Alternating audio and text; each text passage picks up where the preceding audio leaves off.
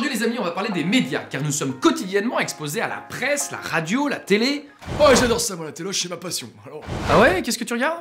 Oh, moi, mes émissions préférées, c'est quand on peut humilier 2-3 connards. Ah, ça me plaît, ça. Ah, ouais.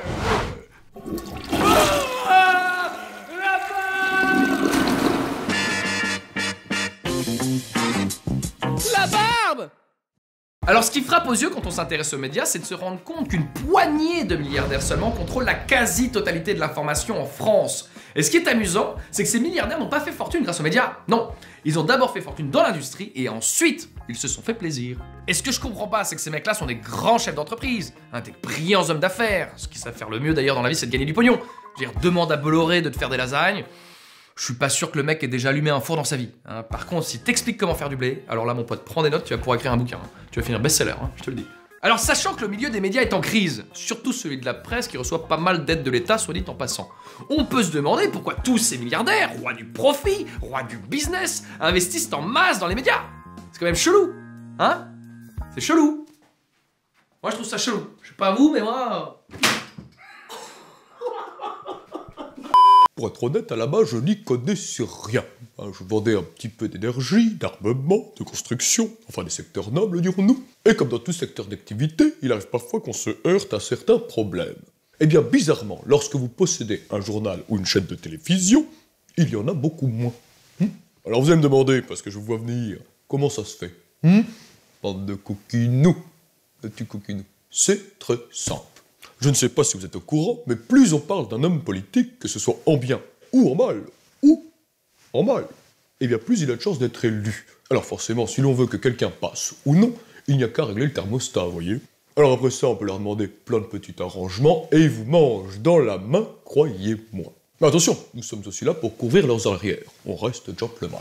Admettons qu'un homme politique ait envie de faire passer une loi, dirons-nous, un petit peu... olé olé.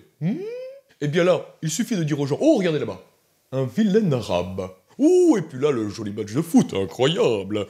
Qui est-ce donc qui va gagner la prochaine télé-réalité ?» C'est amusant, n'est-ce pas? Oh bah demandez à Noam Chomsky, il en parle très bien. Et comme je disais tout à l'heure, le milieu des médias n'est pas très rentable. Alors, comment qu'on finance un média? On veut savoir! Eh bien, il y a majoritairement deux sources de revenus en plus des aides de l'État. Il y a d'abord le prix, ça peut paraître con, mais demande à Netflix, tu verras qu'il s'en sort très bien. Et là, tu vas me dire, il y a les journaux et les télés qui sont gratuites. Bien vu, petit malin. Eh bien, c'est là qu'intervient la publicité.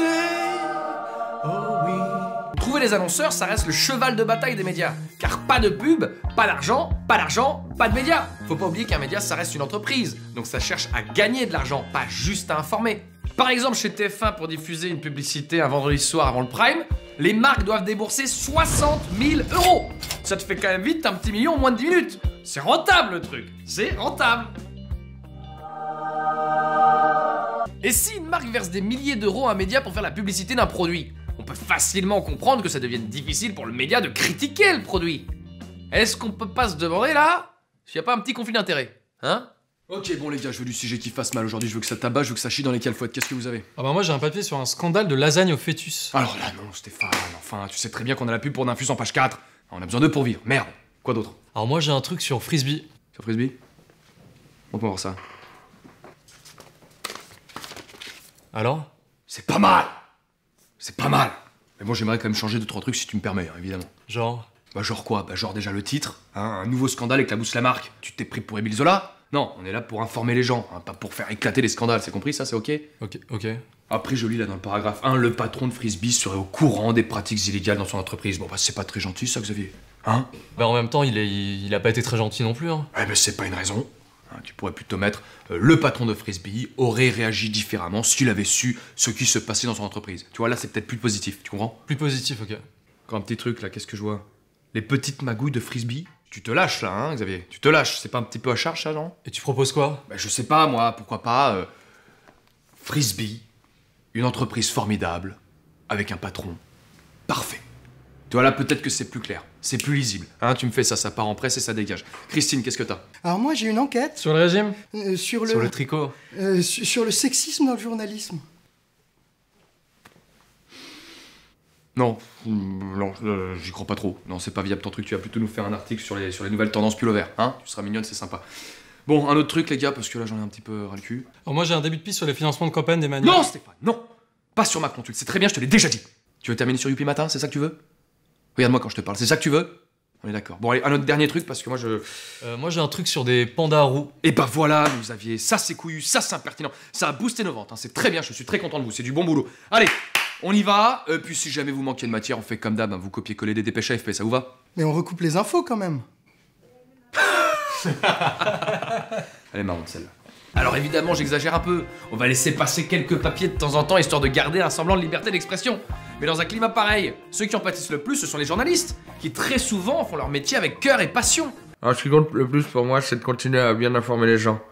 Parce que pour moi, une bonne société, c'est une société bien informée. C'est pour quel média? C'est pour la barbe info, je sais pas si... Sale vendu. Journalope. Malgré les coupes budgétaires et les effectifs réduits, j'essaie vraiment d'être au plus proche des gens et de leur quotidien. C'est un Effion, ça?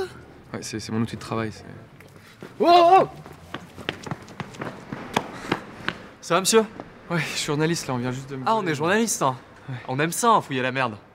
Non, vraiment, j'adore mon métier. Ça marche un peu. Sans même qu'on s'en rende compte, les médias nous dictent nos valeurs et nos façons de penser. Ce serait être dans le déni de dire que nous ne sommes pas influencés. Alors un grand merci à tous les journalistes qui continuent de se battre pour exercer correctement leur métier, car c'est eux, notre contre-pouvoir. La propagande est aux démocraties ce que la violence est aux dictatures. La barbe! Merci à tous d'avoir regardé cette vidéo. Comme d'habitude, pensez à vous abonner. J'en profite de ce thème pour moi aussi vous faire un petit peu de manipulation de masse. Comme vous le savez, je travaille avec La Relève et la Peste, qui est un journal indépendant, sans actionnaire, sans publicité et qui reverse une partie de son chiffre d'affaires à Amnesty International. Ils sont en pleine campagne de crowdfunding pour leur édition numéro 2, donc on a vraiment besoin de vous. Je vous mets le lien dans la description, pensez à eux. Un gros merci également à France Télévisions, hein, qui produit entre autres La Barbe et qui ont pour seul actionnaire l'État français, donc vous et moi. Et le dernier gros merci arrivera à ceux que vous avez reconnus dans cette vidéo. Je veux évidemment parler des Osons Causés. Venez les copains. Voilà, ça c'est la plus belle. Voilà, le petit bisou, ils sont mignons. Bon, je les adore, je pense que vous aussi. Abonnez-vous. Vous avez fait aussi une super vidéo sur ça, sur le même thème que les Ouais, médias, tout ça. c'est pourquoi 10 milliardaires contrôlent l'information. Voilà. Un truc comme ça. Checkez ça, c'est vraiment très bon. Je vous laisse, je vais pécho Ludo.